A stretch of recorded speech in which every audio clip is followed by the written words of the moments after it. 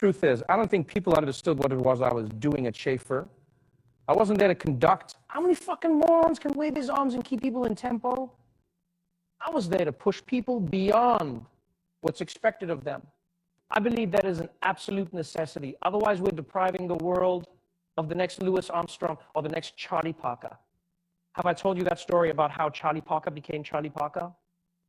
Parker's a young kid, pretty good on the sax, gets up to play at a cutting session, and well, he fucks it up, and Jones nearly decapitates him for it, throws a cymbal at his head, and Charlie's laughed off stage, cries himself to sleep that night. But the next morning, what does he do? He practices. And he practices, and he practices, and he practices. With one goal in mind, never to be laughed at again. And a year later, he goes back to the Reno, and he steps up on that stage, and he plays the best motherfucking solo the world has ever heard. So imagine, if Jones had just say, well, that's okay, Charlie. That was all right.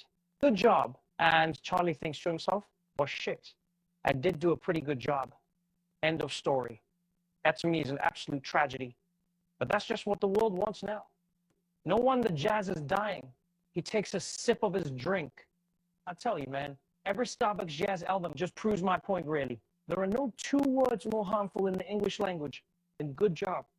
The truth is, Andrew, and I never really had Charlie Parker, but I tried. I actually fucking tried. And that's more than most people ever do. And I will never apologize for how I tried.